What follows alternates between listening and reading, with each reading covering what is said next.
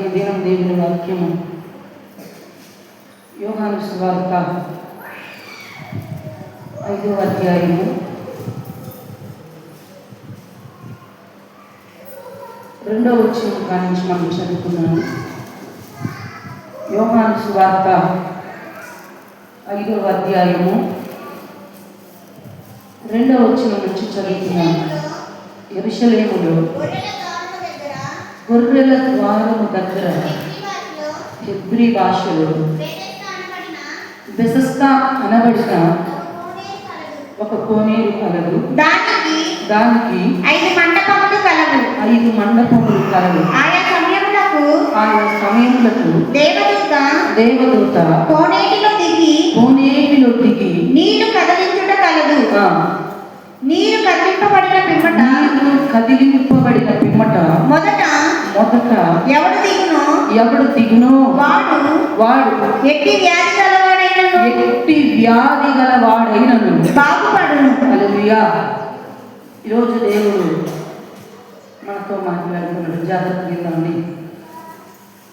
చాలా శ్రేష్టమైన మాటలు. యోహాను సువార్త 5వ అధ్యాయం 2వ వచనంలో సర్వశక్తి కలిగిన దేవుడు నీతో సూటిగా మాట్లాడాలని ఆశపడుతుంది. అమ్మా, అందరు నా మీకు చూడాలి. 2 చేతులు తీర్చే దేవుని స్తోత్రాలు చెల్లిద్దాం. ఒక అరగంట నా వైపు మీరు చూడాలి. యోహాను సువార్తలో దేవుడు అనుకున్నాడు, యెరూషలేములో గొర్రెల ద్వారం దగ్గర హెబ్రీ భాషలో బెతెస్దా అనబడిన ఒక కోనేరునంట. ఏంటంట? ఒక కోనేరునంట. ఆ కోనేటికి 5 మండపాలు ఉన్నాయంట. మండపాలకు 5 ద్వారాలు ఉన్నాయి.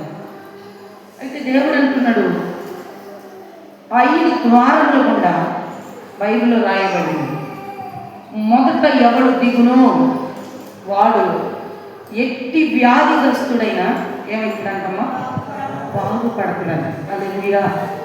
నా మాటలు అర్థమవుతుంది కదా? ఏమవుతుందంట? వాడు ఎట్టి వ్యాధిగ్రస్తుడైనా ఏమవుతుందంటే, ఆ కోనేటిలోకి మొదటిగా పడ్డప్పుడు ఏ వ్యాధైనా దేవుడు అంటున్నాడు, ఏ వ్యాధి చేత బాధపడ్డా అట్టి వ్యాధిగ్రస్తుడు బాగుపడు. హల్లెలూయా. పరిశుద్ధాత్మ దేవుడు ఈ దినాన మనకు స్పష్టంగా మాట్లాడుతున్నాడు. ఏ వ్యాధితో, ఏ బాధతో, ఏ కష్టంతో మన జీవితాలు కుంగిపోతున్నా దేవుని సన్నిధిలో, ఆయన సన్నిధిలోకి మొదటిగా వచ్చినప్పుడు వాడు ఎట్టి వ్యాధిగ్రస్తుడైనా బాగుపడతాడని దేవుని సెలవిస్తాడు. ఈ లోకంలో మనిషికి ఎందుకు స్వస్థత లేదు, మనిషికి ఎందుకు విడుదల కలగట్లేదు, రోగాల నుంచి ఎందుకు విముక్తి కలగట్లేదు? ఎన్నో రోగాలతో ఈనాడు మానవుడు కుంగిపోతా ఉన్నాడు, కృషించిపోతా ఉన్నాడు. నిజంగా అనుకోకుండా సడన్గా కొన్ని జబ్బులు ఎంటర్ అవుతున్నాయి. వాటన్నిటి నుంచి మనం విడుదల పొందాలి అంటే బెతెస్దా అనబడిన కోనేటిలో ఎవడు మొదటిగా ఆ కోనేటిలో దూకుతాడో మరి ఏమవుతుందంట? ఎట్టి వ్యాధిగ్రస్తుడైనా, అంటే ఏ వ్యాధిగ్రస్తుడైనా, అది డాక్టర్లకు అర్థం కాని రోగమైనా, కొన్నిసార్లు మందులు తిన్న తగ్గని రోగమైనా, బెతెస్దా అనబడిన కోనేరు, బెతెస్దా అంటే అది దేవుని సన్నిధి. హల్లెలూయా.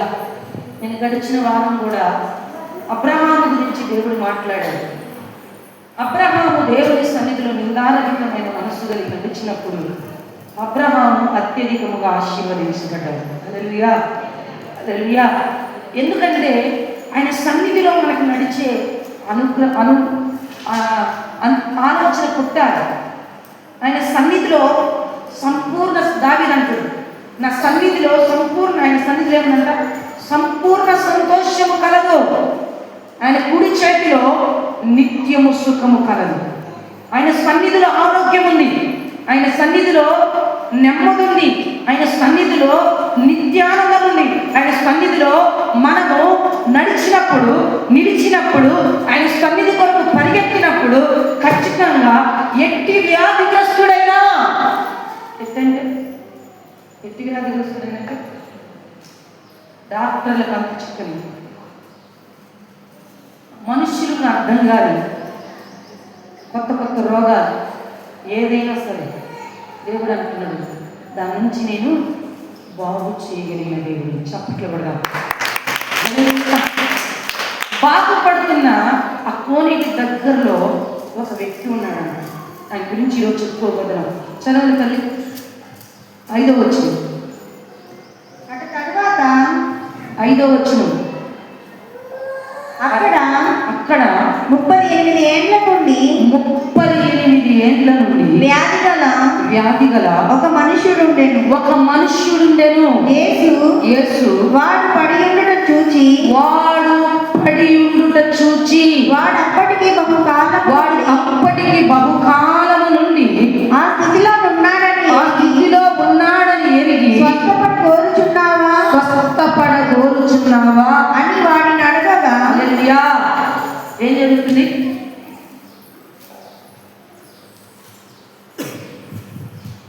రెండు చేతులు ఎత్తి దేవుని స్తోత్రాలు చేద్దాం. జాగ్రత్తగా మీరు మీ మనస్సు పిల్లల వైపు మళ్ళించుకున్నారనుకో, దేవుడు మీతో ఏం మాట్లాడుతుందో మీకు అర్థం కాదు.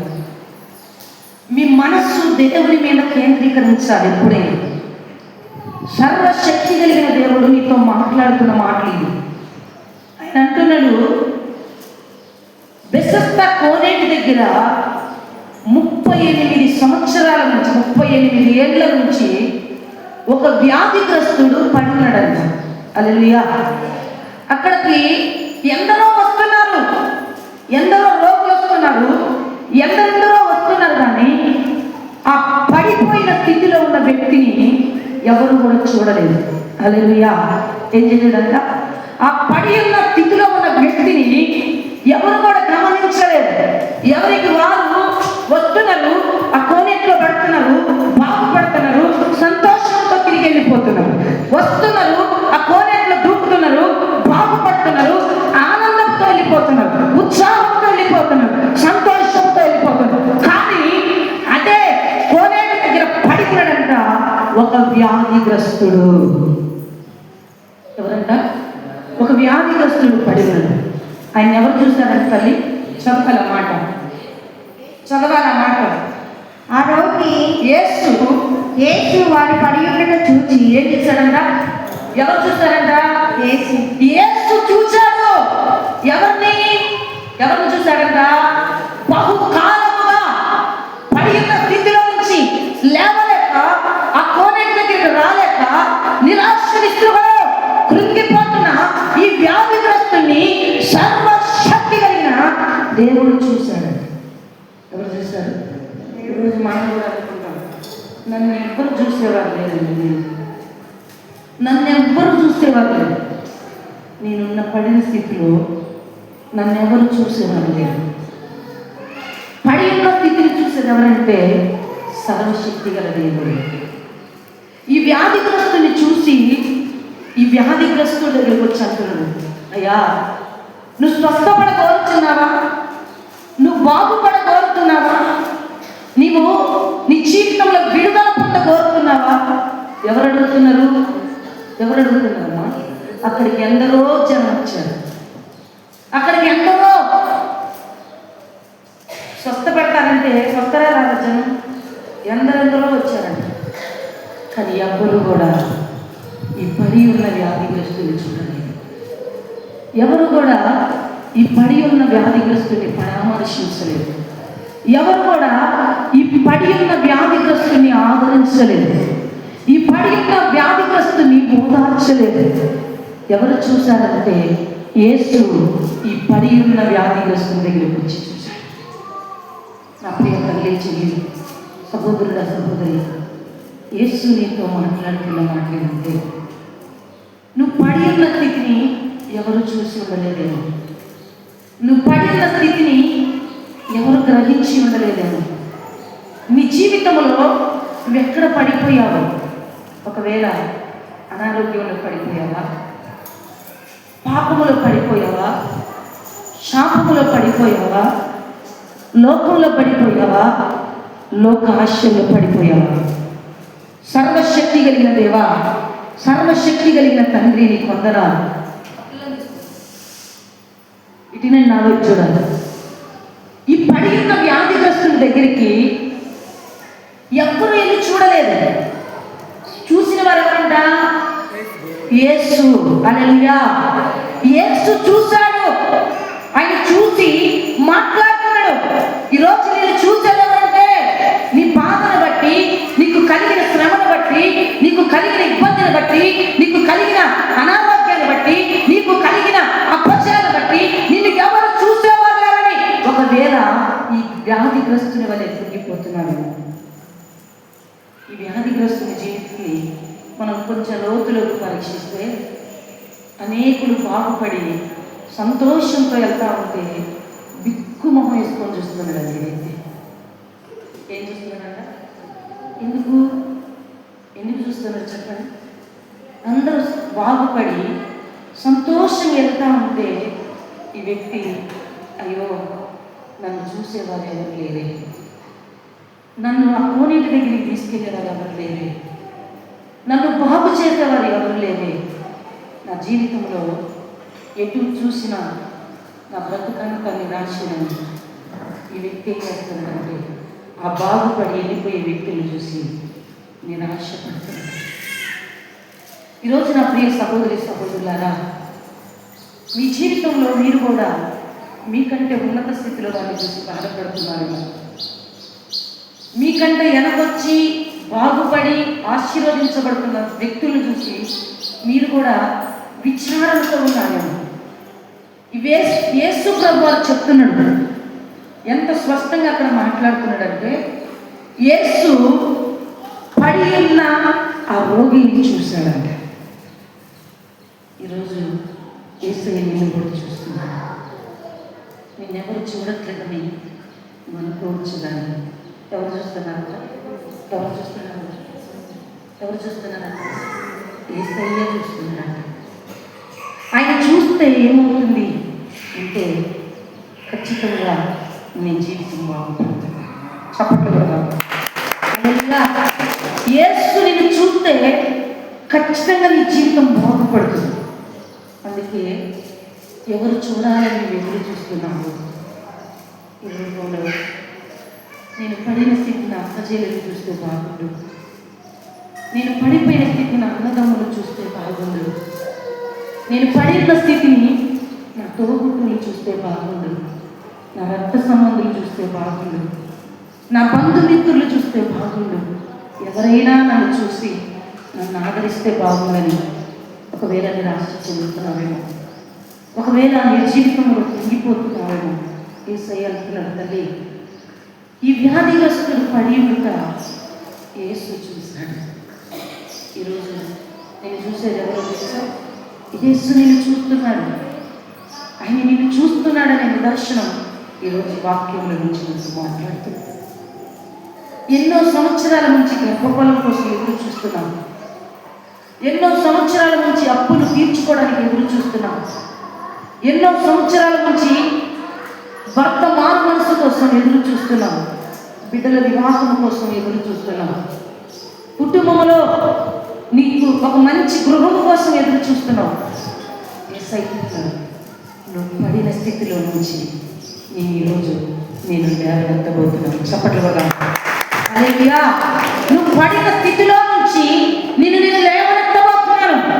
నువ్వు పడిన స్థితిలో నుంచి ఆనాడు 38 సంవత్సరాల నుంచి పడి ఉన్న రోగగ్రస్తుల దగ్గరకు వచ్చి సర్వశక్తి కలిగిన దేవుడే స్పష్టంగా మాట్లాడుతున్నాడు. నా కుమారుడా, బాగుపడగలుగుతున్నావా? ఈరోజు నీకు ఈ ఆశ ఉందా? యేసయ్య అడుగుతున్నాడు. నీకు బాగుపడాలని ఆశ ఉంటే యేసయ్య చెప్తావని ఈరోజు. యేసయ్య ఈ 38 ఏళ్ల నుంచి రోగగ్రస్తుడైన వ్యక్తి దగ్గరికి వచ్చి దేవుడు అంటున్నాడు. అప్పుడు ఆ వ్యక్తి ఏమని చెప్తున్నాడు చదువుతుంది. ఏమంటుంది అక్కడ? 7వ వచనం. ఆ రోగి అయ్యా నీళ్లు కదిలింపబడినప్పుడు నన్ను కోనేటిలోకి దింపుటకు నాకు ఎవడును లేడు గనుక. ఏంటంటున్నామా? ఏంటంట? ఎవడునూ లేడు కనుక. చూడండి ఎంత స్పష్టంగా చెప్తున్నాడు యేసయ్య. యేసయ్యా, నాకు బాగుపడాలని ఆశ ఉంది, నాకు ఆనందించాలని ఆశ ఉంది, నాకు స్వస్థత పడాలని ఆశ ఉంది, నాకు నా జీవితంలో మేలు పొందుకోవాలని ఆశ ఉంది. కానీ ఇదిగో కొన్నిటిలో దేవదూత దిగి నీళ్లు కదిలించినప్పుడు నాకు సహాయం చేయడానికి ఎవరు లేడగా. ఏదన్నా నిజంగా యేసు ప్రభు అని ఈరోజు మాట్లాడుతున్నాను. నీకు సహాయం చేసే వాళ్ళు ఎవరు లేరని బాధపడుతున్నావా? ఈరోజు ఏంటండయ్యా, నాకెవరు సహాయం చేసేవారు లేరు. ఏంటంట ఎవరనేది ఈరోజు అంటున్నాడు. నాకు బాగుపడాలని ఆశ ఉంది, నాకు మేలు పొందుకోవాలని ఆశ ఉంది, నా జీవితం కట్టబడాలని ఆశ ఉంది, నా బ్రతుకు నూతనంగా మార్చుకోవాలని ఆశ ఉంది, నా జీవితంలో ఫలింపుని సమాధానాన్ని చూడాలని ఆశ ఉంది.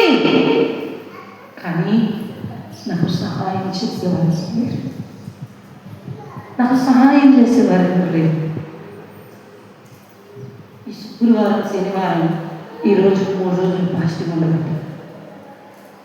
నిన్నటి కాలంలో నేను కూర్చున్న నాకు కన్నీళ్ళు ఆగట్లేదు. ఎందుకంటే ఈ లోకంలో సహాయం చేసేవారు ఎవరు లేరు, మనల్ని ఆదుకునేవారు ఎవరు లేరు. ఎందుకంటే ఆయన మనల్ని చూడకపోతే ఎందరు చూసినా మన జీవితం నిరంతకమే, మన బ్రతుకు నిరంతకమే. మనకు కలిగిన కష్టాన్ని బట్టి, మనకు కలిగిన బాధను బట్టి, మనకు కలిగిన శ్రమను బట్టి ఈ లోకంలో ఎందరో చూడొచ్చు, కానీ ఎందరూ చూసినా మనకు విడుదల లేదు. ఈరోజు అంటున్నాడయ్యా, ఆ కోనేటిలో దేవదూత దిగి నీళ్లు కదిలించినప్పుడు నన్ను ఆదుకునేవాడు ఎవరు లేరు, నాకు సహాయం చేసేవాడు ఎవరు లేరు, నా పట్ల మేలు కలగజేసేవాడు ఎవరు లేరు, ఆ కోనేటిలో నన్ను దించేవారు నాకు ఎవరు లేరయ్యా. నేను ఒంటరి. ఎందరో వస్తున్నారు, వెళ్ళిపోతాను, ఎందరో వస్తున్నారు, సంతోషపడి వెళ్ళిపోతాను. కానీ నా జీవితం 3 బారిన స్థితిలో ఉంది, నా జీవితం ఆశీర్వాదం లేని స్థితిలో ఉంది, నా జీవితం దీవెన లేని స్థితిలో ఉంది. అర్థమవుతున్నాను. యేసయ్యని ఈరోజు బ్రతిలాడుతూ చెప్తున్నాడు, నన్ను ఎవరు ఆదుకునేవారు లేదు. నా ప్రియ సహోదరి సహోదరులారా, ఈరోజు నేను ఎవరు ఆదుకునేవారు లేరని నువ్వు బాధపడుతున్నావా? చాలామంది తల్లులు ఏడుస్తున్నారు, నన్ను ఆదుకోరమ్మ నా కొడుకులు, నన్ను ఆదుకోరమ్మ నా కోడళ్ళు, నన్ను ఆదుకోరు నా బిడ్డలు, నన్ను ఆదుకో. ఎవరు నిన్ను ఆదుకోకపోయినా ఈరోజు అంటున్నారు, యేసయ్య నిన్ను చూసినాడు. చెప్పట్లేదు, యేసు నిన్ను చూస్తున్నాడు. నీ జీవితంలో ఆయన నిన్ను చూస్తున్నాడు కనుకనే ఈ దినం వాక్యముల నుంచి నీతో మాట్లాడుతున్నాను. నేను పోయిన వారం చెప్పాను, ఎగతాళి వల్ల కలిగే నష్టాల గురించి దేవుడు, నేను అనేక విషయాలు చెప్పాలని ఆశపడ్డాను, కానీ నా మనసు దేవుడు మార్చి ఈరోజు అంటున్నాడు, ఎందరో 38 ఏళ్ల నుంచి పడి ఉన్న వ్యాధిగ్రస్తుల వలె వారు పడి ఉన్న స్థితిలో నుంచి లేవలేకపోతున్నారు, వారి కృంగిన స్థితిలో నుంచి వారు లేవలేకపోతున్నారు. వారి జీవితంలో ఎన్నో సమస్యలు పడి వారు లేవలేని స్థితిలో ఉన్నారు. అందుకే వారిని నేను లేవనెత్తడానికి ఈరోజు నేను వారితో మాట్లాడాలి. చెప్పట్లేదు హల్లెలూయా. నీతో మాట్లాడే దేవుడు ఆయన. పడి ఉన్న స్థితిలో నుంచి ఎవరు నిన్ను విడిపించారు? ఏడుస్తున్నావా? నీ మనస్సాక్షి నీతో చెప్తుంది, నాకు బాగుపడాలని ఆశ ఉంది కానీ ఎవరు మమ్మల్ని ఆదుకునేది, ఎవరు మమ్మల్ని అర్థం చేసుకునేది, ఎవరు మాకు సహాయం చేసేది? యేసయ్య అంటున్నాడు, నీకు సహాయం చేయగలను నేనే, నిన్ను ఆదుకునే దేవుడు నేనే, నిన్ను పరామర్శించే దేవుడు నేనే. యేసయ్య ఆదుకుంటే ఖచ్చితంగా మన స్థితి మార్చుతాడు. యేసయ్య మనల్ని ఆదుకుంటే మన స్థితి మార్చబడుతుంది. యేసయ్య మనల్ని ఆదుకుంటే మన పరిస్థితులు మార్చబడతాయి.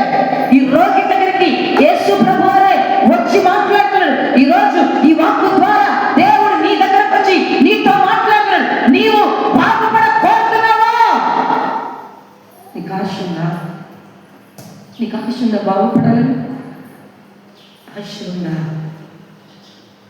యేసయ్య దగ్గర నీకు బాగుపడాలని ఆశ ఉంటే ఆయన సన్నిధిలో నువ్వు అడిగే వ్యక్తి ఉండాలి. ఏమన్నా చదువుతున్న మాట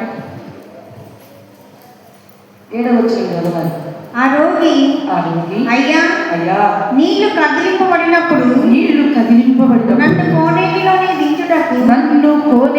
దించుటకు నాకు ఎవడునూ లేడు కనుక నేను వచ్చినంతలో మరి ఒకడు నాకంటే ముందుగా దిగునని ఆయనకు ఉత్తరమిచ్చాను. యేసు నీవు లేచి నీ పరుపెత్తుకొని నడువమని వాడితో చెప్పగా వెంటనే వాడు స్వస్థత నుండి చప్పటి కొడతాడు. హల్లెలూయా. దేవుడు అంటున్నాడు, ఎన్ని సంవత్సరాల నుంచి అయితే 38 సంవత్సరాల నుంచి కోనేటి దగ్గర పడి ఉన్నాడు. యేసు ఎప్పుడైతే ఆ వ్యక్తిని చూశాడో వెంటనే అద్భుతం జరిగిందంట. హల్లెలూయా. ఈరోజు వెంటనే నీ జీవితంలో అద్భుతం జరగబోతుంది. వెంటనే నీ కుటుంబంలో నువ్వు ఆశించినది నీ జీవితంలో జరగబోతుంది. నువ్వు పడి ఉన్న స్థితిలో పాపంలో పడిపోయావా, శాపంలో పడిపోయావా, అప్పుల్లో పడిపోయావా, అనారోగ్యంలో పడిపోయావా, శోకంలో పడిపోయావా, నిరాశ నిద్రలో పడిపోయి నన్ను ఆదుకునేవాడు ఎవరు లేరని ఒకవేళ కలక చెందుతుంటే దేవుడు అంటున్నాడు, ఆయన నిన్ను చూసిన వెంటనే ఏం జరిగిందో తెలుసా? ఆ రోగి స్వస్థత పడ్డాడంట. చప్పట్లు పడ్డాడు. హల్లెలూయా.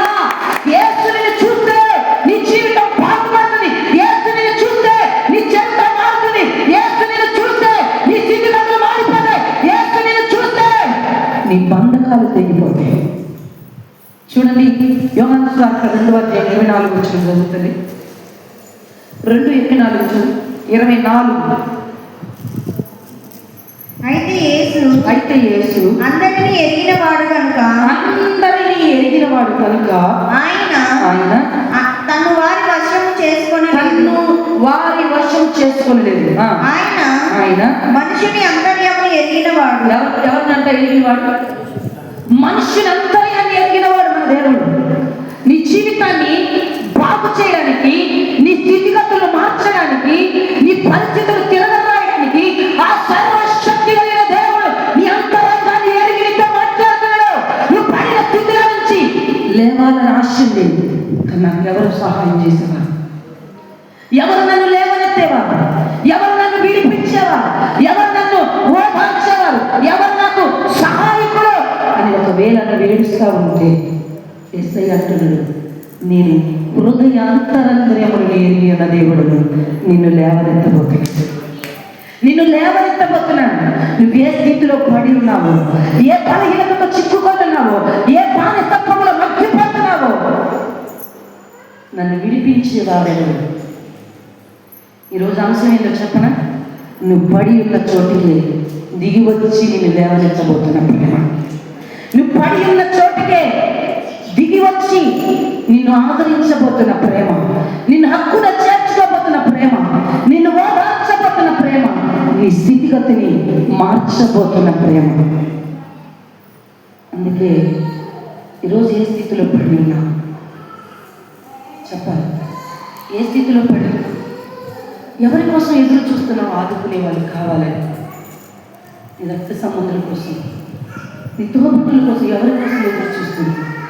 నా ప్రియ సహోదరుడా, ఏ స్థితిలో నిన్ను ఆదుకోవడానికి నీ యొద్దకు వచ్చాను, నిన్ను లేవనెత్తడానికి నీ యొద్దకు వచ్చాను. ఈరోజు యేసయ్యా నిన్ను లేవనెత్తి నిన్ను హత్తుకు. కళ్ళు మూసుకోండి. మీ హృదయం మీద ఒక చేయి పెట్టి ఆకాశం వైపు చేయెత్తి, యేసయ్యా నన్ను విడిపించబోతున్నందుకు నీకు స్తోత్రాలయ్యా. అందరూ కూడా మీ హృదయం లోతులో నుంచి అందరూ కూడా మీ కుడి ఎడమ హస్తం మీ హృదయం పెట్టుకొని మీ కుడి హస్తం యేసు వైపు చూసి, యేసయ్యా నేను పడి ఉన్న స్థితిలో నుంచి నేను లేవాలని ఆశపడుతున్నాను. నేను పడి ఉన్న స్థితిలో నుంచి నేను లేవాలని ఆశపడుతున్నాను. నాయన నన్ను లేవలెత్త వయసు. ఎవరు నన్ను ఆదుకునేవారు? ఎవరు నా పట్ల కార్యము చేయగలవారు? నేను ఆశతో ఉంటానయ్యా. నాకు తోడెవరున్నారు యేసయ్యా? నా జీవితంలో నన్ను విడిపించేవారు ఎవరు? హృదయంతరంగా ఎరిగిన దేవుడు నీవే కదా. హృదయాలను పరిశీలించేవాడు నీవే కదా యేసయ్యా. పాపంలో పడి ఉన్నానయ్యా, రోగంలో పడి ఉన్నానయ్యా, అప్పుల్లో పడి ఉన్నానయ్యా, సమస్యల్లో పడి ఉన్నానయ్యా, వేదనలో పడి ఉన్నానయ్యా. నన్ను విడిపించేవారెవరు? నన్ను లేవనెత్తేవారెవరు? నాకు సహాయం చేసేవారెవరు? నా ప్రియ సహోదరి సహోదరులారా, యేసు నీతో మాట్లాడుతున్నాడు. యేసు నీతో మాట్లాడుతున్నాడు. పరిశుద్ధాత్ముడు ఆయన పొందనాలి. సర్వశక్తి గల దేవానికి స్తోత్రాలయ్యా. నువ్వు పడి ఉన్న స్థితి నుంచి నేను లేవనెత్తాలని దేవుడు ఆశపడుతున్నాడు. నువ్వు కృంగిన స్థితిలో నుంచి నిన్ను లేవనెత్తాలని ఆశపడుతున్నావా? యేసయ్యా, నా జీవితాన్ని పెట్టాను, నీ చేతుల్లో పెడుతున్నానయ్యా. ఆ వ్యాధిగ్రస్తుడు ఏ రీతిగా నీ చేతుల్లోకి వచ్చాడో ఈరోజు నా జీవితాన్ని నీ చేతుల్లో పెడుతున్నాను. నన్ను లేవనెత్తవా యేసయ్యా? నన్ను నీ విడిపించవా యేసయ్యా? నీవు నా కన్నీళ్లు తుడచవా యేసయ్యా? నీవు నా బాధ నుంచి, నా నిట్టూర్పు నుంచి, నా వేదన నుంచి నన్ను విడిపించవా ప్రభువాని యేసయ్యను అడుగుతారా? యేసయ్యను అడుగుతారా?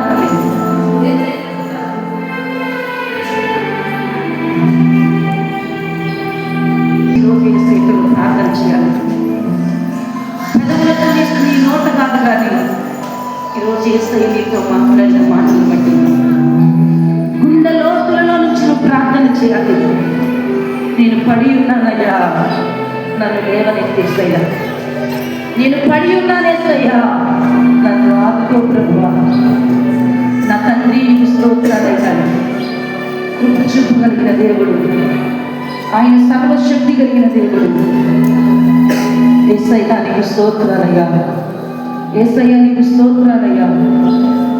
పరిశుద్ధాత్ముడా, పరిశుద్ధాత్ముడా, అందరూ హృదయపూర్వకంగా హృదయపూర్వకంగా హృదయపూర్వకంగా హృదయపూర్వకంగా దేవుని స్తుతిద్దామండి.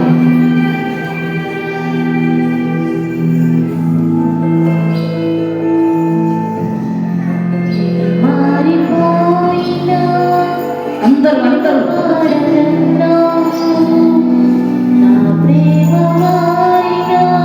యేసయ్యా మారదు. యేసయ్యా పరిశుద్ధాత్ముడా, నీ బిడ్డల జీవితాలను ఈరోజు వెలిగించయ్యా. అందరూ హృదయ లోతుల్లో నుంచి నన్ను లేవనెత్తేసయ్యా. పరిశుద్ధాత్ముడా, నన్ను లేవనెత్తయ్యా. అవును, నిన్ను చూసిన ప్రేమ, నిన్ను చూసిన ప్రేమ, నీ ప్రేమను వర్ణించలేను, నీ ప్రేమను వివరించలేను, నీ ప్రేమను మారిపోయినా నీవు మారనన్నావు. అందరూ ప్రార్థన ప్రేమ మారినా ఈరోజు నీ హృదయంలో ఒక దైవిక కార్యం జరగబోతుంది. ఒక హృదయం, నీ హృదయం తెరవబడి నీ హృదయంలో నుంచి ఒక తెలియని కన్నీటి వేదన పరిశుద్ధాత్మ దేవుడు కుమ్మరించబోతున్నాడు. నీ హృదయం ఈరోజు తేలికపడబోతుంది. యేసు నిన్ను చూసి నిన్ను నీ పడి ఉన్న స్థితిలో నుంచి ఆయన లేవనెత్తబోతున్నాడు. నీవు కృంగిన స్థితిలో నుంచి నిన్ను లేవనెత్తబోతున్నాడు. నీ నిరాశ నిద్రలో నుంచి నిన్ను లేవనెత్తబోతున్నాడు. నీ యొక్క బలహీనతల నుంచి నిన్ను విడిపించబోతున్నాడు.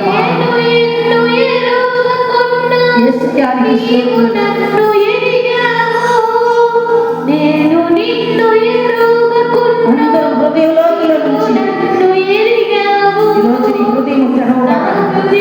నిలిచావు.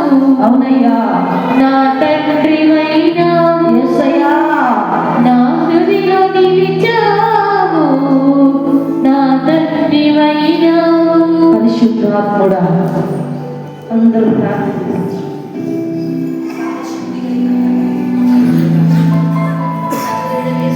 స్తోత్రాలు ప్రభు. నీ సన్నిధిలోకి వచ్చి మొరపెడుతున్నాము నాయనా.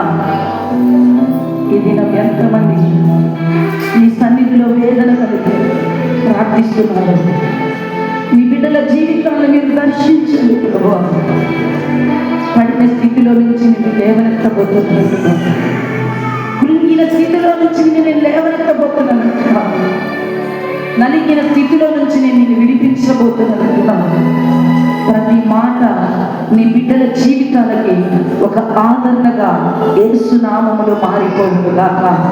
నీ బిడ్డలు పడిన స్థితిలో నుంచి విడిపించబడి నీ బిడ్డల జీవితాలు యేసు నామములో కట్టబడుగాక నాకు జ్ఞాపిస్తున్నాను.